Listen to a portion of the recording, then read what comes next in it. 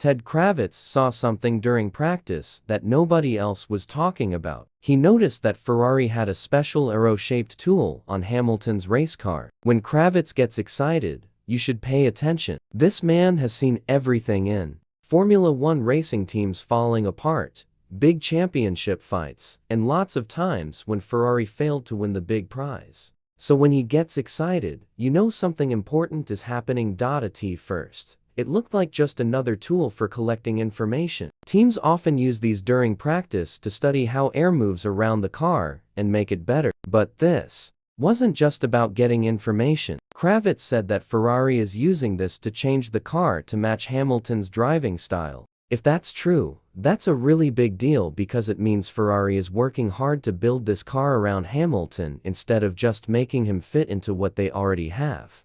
Think about how unusual this is. When a driver joins a new team, they usually spend their first season learning how to drive the new car. But Ferrari seems to be letting Hamilton change things quickly. The arrow tool that Kravitz talked about isn't just for looks. It's probably getting important information about airflow to make the car handle better. This is something Hamilton has said is really important in recent years. Ferrari had problems in 2023 with their car being hard to control, especially when coming out of turns. But early reports say this is getting better. This plays right into Hamilton's strengths as a driver. It lets him have more control and feel more confident when he's pushing the car as hard as it can go. Meanwhile, the new Ferrari car seems to respond to Hamilton's driving much more aggressively than the old cars did. This suggests that Ferrari is willing to change how they build cars to match their new driver, instead of expecting him to adjust to their old way of doing things. It's almost like Ferrari is skipping the learning phase and going straight to building a car that feels natural for Hamilton. This is not normal, and Kravitz knows it. Practice sessions are usually very careful. Teams hide how fast they really are, say they don't expect much, and focus on making sure the car doesn't break. But Hamilton and Ferrari have already made a big statement.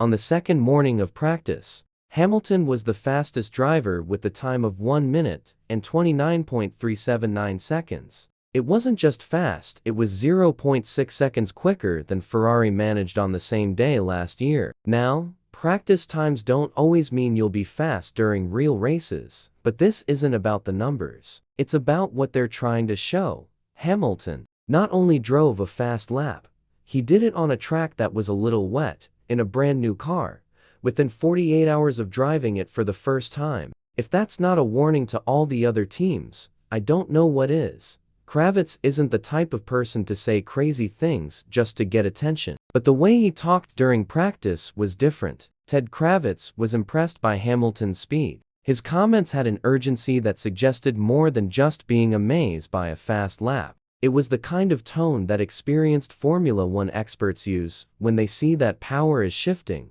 Kravitz wasn't just saying Ferrari had made technical improvements. He was practically sending an emergency message to all the other teams because Hamilton wasn't taking it easy, he was already making himself comfortable. I almost expected Ferrari to put his name on the factory entrance by the end of the session. In just a few days of practice, the 7-time champion is already changing his car, already pushing it, already setting the standard. That's what got Kravitz's attention, and that's why all the other teams should be paying attention, because Hamilton has been here before, doubted, written off, told he made the wrong choice. And every single time, he's changed the story. Back in 2013, when he announced he was leaving McLaren for Mercedes, people reacted badly. Critics called it a mistake, saying he was leaving a team that could win races for a middle-of-the-pack project that had no real chance of winning championships. But what happened next? Hamilton turned Mercedes into a dynasty. Just a year later, he was standing at the top of the winners' podium, starting one of the most dominant periods in Formula One history.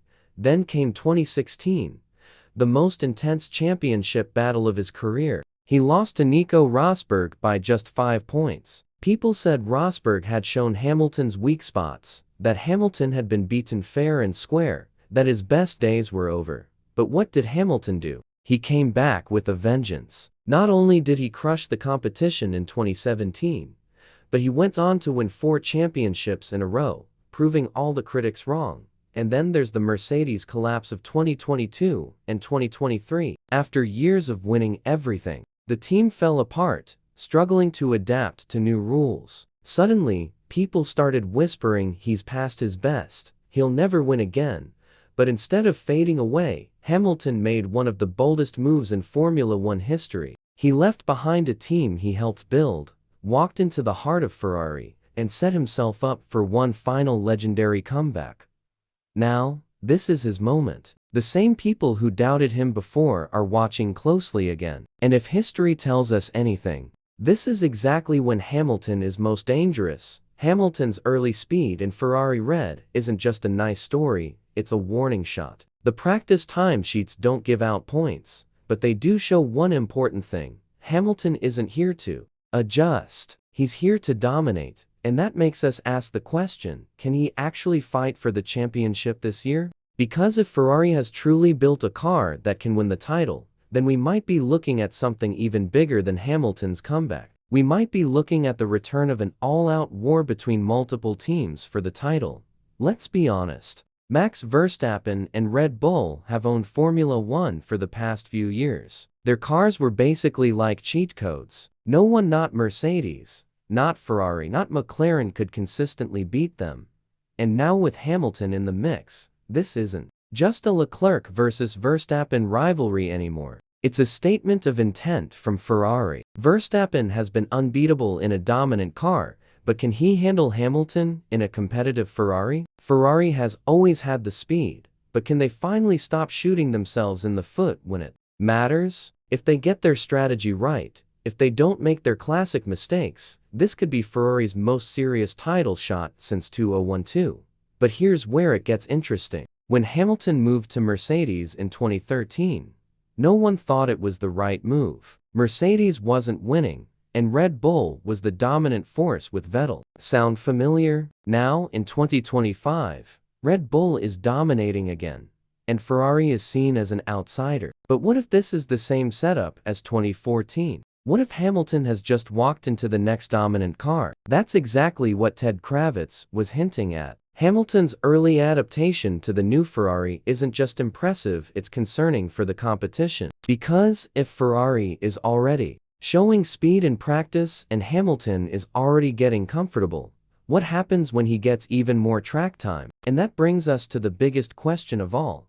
Can Ferrari actually deliver over a full season? This is where the real challenge begins, because Ferrari has been here before. They've had fast cars in practice, they've had title hopes, but something always goes wrong. In 2017, they were fast enough to fight Mercedes, but threw away the title with reliability issues. During 2018, Ferrari was having another competitive season until their development stalled and Vettel cracked under pressure. And in 2022, arguably the fastest car early in the season, but strategy disasters and mistakes handed the title to Red Bull. See the pattern. Hamilton is a driver who thrives in a structured environment. He likes clear direction, well-planned strategies, and a team that doesn't trip over itself. Ferrari? They've been the exact opposite for the past decade. So the real question isn't whether Hamilton is fast enough to win the title. It's whether Ferrari can finally stop being Ferrari. However, there's one more question to ask. While most of the talk is about Ferrari versus Red Bull, we can't ignore McLaren. Lando Norris and Oscar Piastri finished 2024 as one of the strongest driver pairings on the grid. McLaren's development pace last season was insane. They closed a massive gap to Red Bull by mid-season. If their car is as strong as they claim, they could make this a three-way title fight. And let's not forget Mercedes. They're now entering a post-Hamilton era. George Russell is their lead driver, and they're desperate to prove they can win without Hamilton. If they make a major breakthrough in car development, they might just sneak back into the fight. A four-way battle? That's the kind of season I have been waiting for years.